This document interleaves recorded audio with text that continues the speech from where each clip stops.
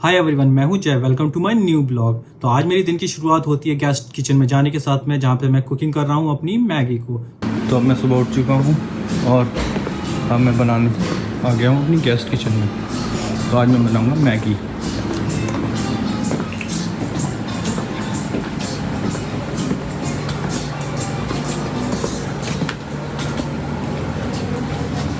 ये रही हमारी गैस किचन, यहाँ बनाना होगा मैगी।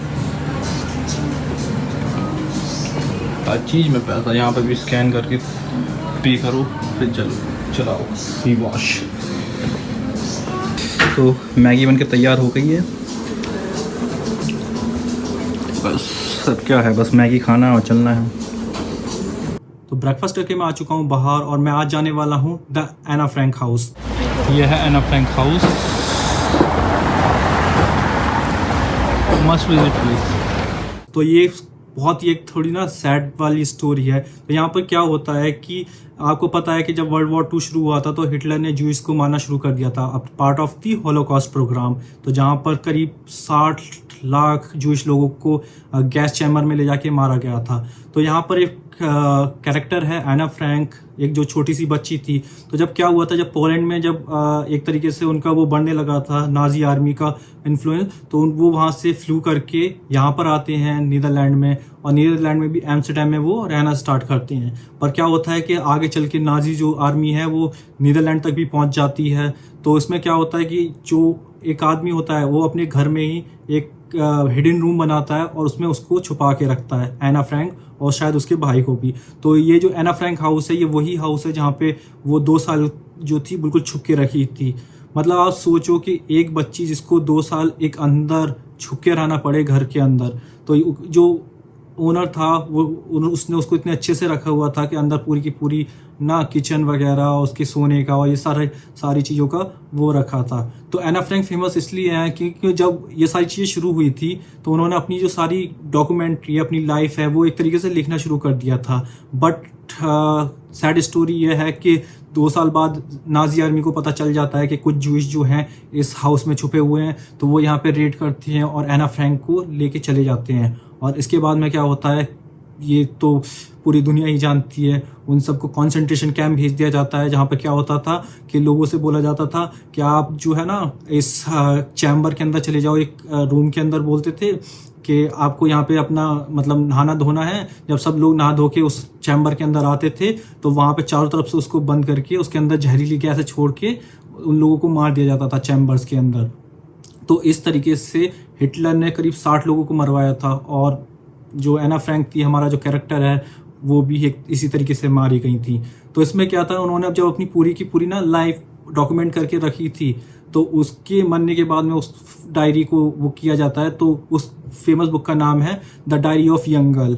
तो अगर आपको कभी भी लगे कि हाँ हिस्ट्री से आप रिलेट कर पाते हो तो ये जो है किताब को आप ज़रूर पढ़ना, क्योंकि इसमें आपको पता चलेगा कि कैसे वो जो लड़की थी उसने सफ़र करा। जब वो 13 साल की थी तब उसको अपनी कंट्री छोड़ने के बाद दूसरी जगह रहना पड़ा, 2 साल छुप के रहना पड़ा, और 15 साल की एज में उसको एक तरीके से मार दिया जाता है कंसंट्रेशन कैंप में। तो बहुत ही दर्दनाक स्टोरी थी। मैंने यहाँ पे काफ़ी ज़्यादा लोगों को देखा जो कि जब उसकी स्टोरी पढ़ते जा रहे थे तो रोते हुए जा रहे थे।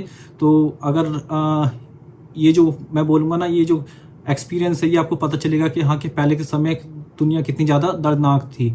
तो अगर आपको टाइम मिले तो आप इस प्लेस को ज़रूर विजिट करना, क्योंकि आपको यहाँ से काफ़ी सारी चीज़ें पता चलेंगी कि कैसे एक छोटी बच्ची ने इतनी हिम्मत दिखाई थी। और आखिर में आके आज वो फेमस है, वो इसी वजह से है क्योंकि उसने अपनी जो स्टोरी थी वो डॉक्यूमेंटेड करी और उसने बताया कि हाँ कि किस तरीके से उनके साथ जुल्म किए गए थे। अब मैं आ चुका हूँ एना फ्रैंक हाउस से बाहर और आप देख सकते हो कि जो सिटी का कितना अच्छा व्यू है। मुझे पता है सिटी में क्या लग रहा है कि देखिए ना, कैनाल जा रही है और फिर उसके बाद में आसपास जो है घर हैं तो कितने खूबसूरत नज़र आते हैं। मुझे तो काफ़ी अच्छे लग रहे हैं, पता नहीं आपको कैसे लग रहे होंगे, but this is a very beautiful scene. तो अब मैं आ चुका हूँ यहाँ पे एक कैफ़े में, जहाँ पे मैं खाने वाला हूँ क्रॉसांट और एक ब्लैक टी। तो आप देख सकते हो ये यहाँ पे ना एक्सपीरियंस काफ़ी अच्छा था। और मैंने सुना था कि ये जो कॉफ़ी है यहाँ की, जो इस कैफ़े में मैं आया हुआ हूँ, वो काफ़ी अच्छी थी। तो मैंने सोचा चलो ट्राई की जाए।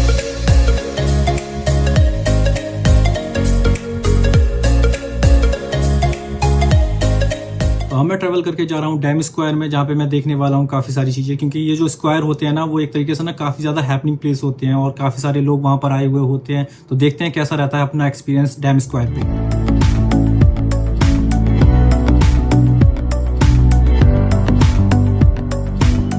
तो अब मैं आ चुका हूँ यहाँ पे डैम स्क्वायर पे और आप देख सकते हैं यहाँ पे कितनी ज़्यादा भीड़ है। तो यहाँ पे काफ़ी ज़्यादा लोग भी हैं। तो अब इस समय आप मेरे पीछे देख पा रहे हो, ये है द रॉयल पैलेस। तो ये एक तरीके से ना राजा का एक पैलेस है और उसके ठीक सामने ये है डैम स्क्वायर। तो मैं भी खड़ा हूँ राजा के the royal palace of Netherland के ठीक पीछे। सुंदर तो है, पर वही बात है कि हर चीज़ एक जैसी दिखती है यहाँ पर। यहाँ के कबूतर मुझे बहुत ज़्यादा पसंद आए, क्योंकि ये कबूतर ना वो वाले नहीं है कि उड़ जाएं आपको देख के। ये आते हैं आपके पास, सोशलाइज होते हैं, आपके हाथ पे बैठते हैं, और ये देख के मुझे तो बहुत ही मन में खुशी हुई। कोशिश करके देखता हूँ। अच्छा, 3-4 आगे बैठ गए हाथ पर। कुछ नहीं है, कुछ नहीं है, कुछ नहीं है। ओ सॉरी, देखो बेवकूफ़ बना दिया। गलत बात है। मेरे हाथ में तो बाकी में कुछ नहीं है। कितना शांत है, हाथ पे आके बैठ गया। तो ये है रेड लाइट एरिया। वैसे तो यहाँ पे रात में आने का होता है, लेकिन मैं दिन में आ गया हूँ, क्योंकि मुझे करना ही क्या है, रात हो या दिन हो।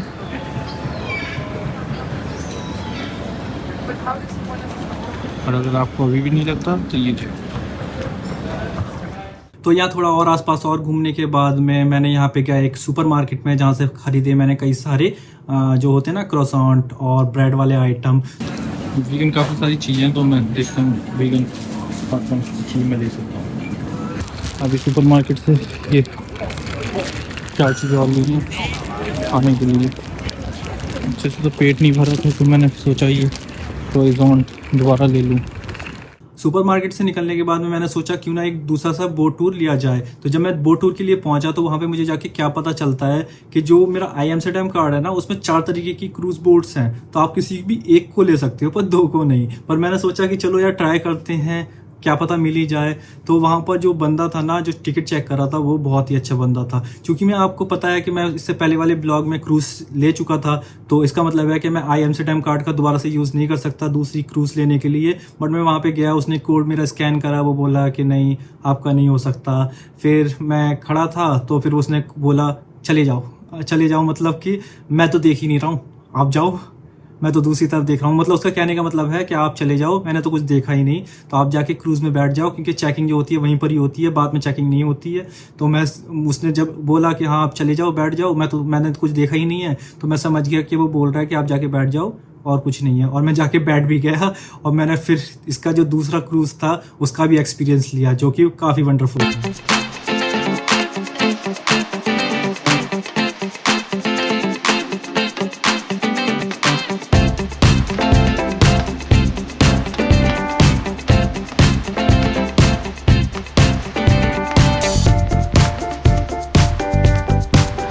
तो ये मेरी दूसरी कनाल है। पहले भी आ चुका हूँ, लेकिन हाँ मैंने दूसरी बार लेने का सोचा, क्योंकि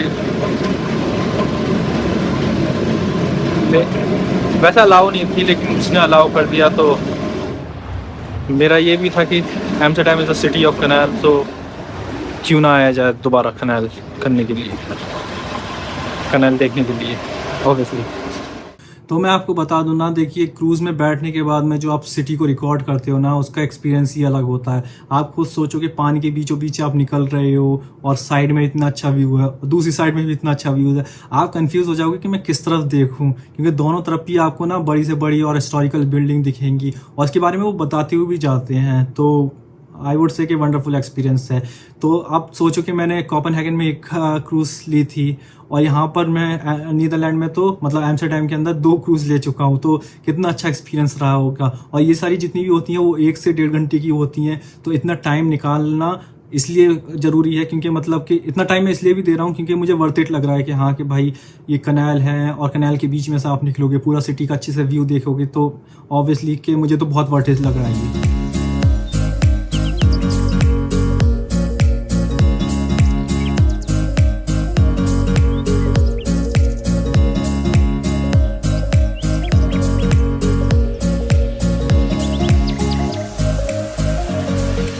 अब टाइम हो चुका है इस क्रूज़ के एंड का, और ये करीब 1 से 1.5 घंटे का टूर था जो कि अब हो चुका है कंप्लीट, और अब हम आ चुके हैं बाहर। तो इस एरिया के बारे में बताऊं तो ये वही एरिया जो है, दिस इज़ हॉलैंड, जहाँ पे मैंने 4D सिमुलेशन करा था, और जो आई फ्लेम म्यूजियम है या एडम लुकआउट है, तो ये सारे ना एक ही जगह पर हैं। पहली वाली मैंने हेनिकन एक्सपीरियंस के पास से ली थी, जो क्रूज़ ली थी, और ये वाली मैंने यहाँ पे ली है। तो बहुत ही वंडरफुल एक्सपीरियंस रहा है मेरा तो। और अब मैं बोट लेके जाने वाला हूँ दूसरी पार।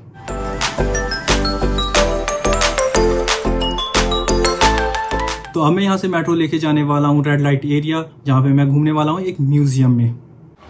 आज टेम्परेचर 1 डिग्री तक है,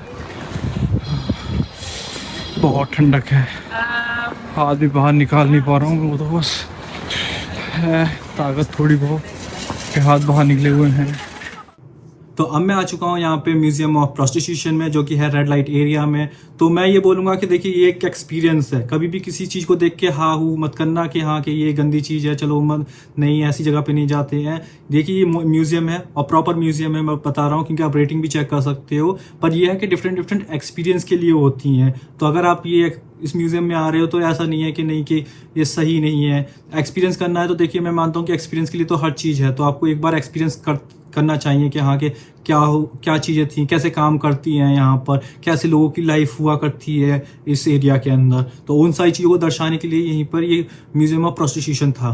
तो इस म्यूजियम में जाने के बाद में मुझे बहुत ज़्यादा नॉलेज मिली। नॉलेज किस सेंस में कि देखिए यहाँ पर ना एक तरीके से आप हेडफोन लगा के कुछ क्वेश्चन आंसर जो थे, जो आपको भी क्यूरियोसिटी होगी वो जान सकते हो। मतलब उन क्वेश्चनों को मैं यहाँ नहीं बोल सकता, बट अगर आप लाइफ से रिलेटेड लोगों की कैसे चीज़ें यहाँ पे वर्क करती हैं, कैसे उनको चीज़ों से गुजरना पड़ता है, वो सारी चीज़ें ना आप हेडफोन लगा के सुन सकते हो। और प्लस यहाँ पे ना काफ़ी सारे रूम भी बने हुए हैं जहाँ पर आप जाके देख सकते हो कि कैसे चीज़ें मैनेज होती थी, कैसे मतलब उन अंदर रूम होते हैं, कौन कौन से प्रोडक्ट वो यूज़ करते हैं, ये सारी चीज़ें हैं। और यहाँ पर तो मुझे एक ऐसा भी रूम मिला जहाँ पर सारी जो मारपीट वाली चीज़ें होती हैं वो भी रखी हुई थी, और मतलब लोगों को लटकाने के लिए कैसे लटकाया जाता था वो भी सारी चीज़ें जो थी वो देखी मैंने। तो देख के थोड़ा तो अजीब लगा, पर हाँ ये सारी चीज़ें देख के पता चला। यहाँ पे मुझे और भी चीज़ें पता चली, जैसे कि यहाँ के लॉज, जैसे मुझे पता चला कि यहाँ पर ये होता है कि जो स्पेस है वो हमेशा रेंट पे दिया जाता है, किसी को परमानेंटली नहीं दिया जाता।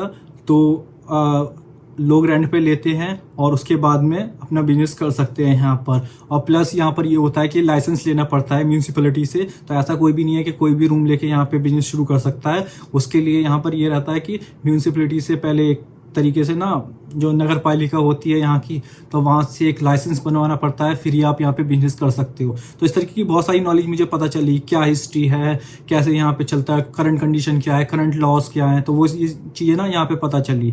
और इसके बाद में सबसे आखिर में मुझे यहाँ पे कुछ कन्फेशन नोट भी मिले जो कि आप पढ़ सकते हो। मैं यहाँ पढ़ने वाला नहीं हूँ एक आध भी, पर उसमें यही सारी स्टोरी थी कि फैमिली की स्टोरी थी कि कई बार किसी को पता चला कि हाँ कि ये चीज़ें होती हैं, तो उनको थोड़ा ठेस लगा, तो उन्होंने अपनी स्टोरियाँ यहाँ पे लिख रखी हैं।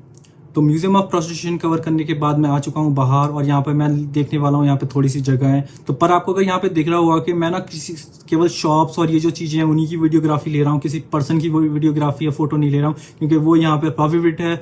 और यहाँ पर आपको लग सकता है 5000 यूरो का फाइन अगर आपने ऐसा करते हुए पाए गए कि किसी की बिना मर्जी के आप वीडियो ले रहे हो या फोटो ले रहे हो, क्योंकि यहाँ पे बहुत ही रिस्ट्रिक्टली मना है कि आप नहीं ले सकते हो। मैं भी केवल शॉप या कैनाल जो है उन्हीं की फोटो ले रहा हूँ या वीडियो ले रहा हूँ। तो इस बात का ध्यान रखनी, क्योंकि 5 लाख रुपए आपकी वीडियो से ज़्यादा हो सकती हैं। तो रेड लाइट डिस्ट्रिक्ट घूमने के बाद में मैं पहुंच गया मेट्रो स्टेशन, जहां से मैं जाने वाला हूं अपने हॉस्टल वापस। अगर बाहर देखो तो आपको पता चले कि बारिश हो रही है। यहाँ का टेम्परेचर, वेदर सब अनसर्टेन है, कभी भी बारिश शुरू हो जाती है, कभी भी रुक जाती है, सो अनसर्टेन। फिलहाल इस ब्लॉग में इतना ही, मिलता हूँ आपसे नेक्स्ट ब्लॉग में एक नई डेस्टिनेशन के साथ।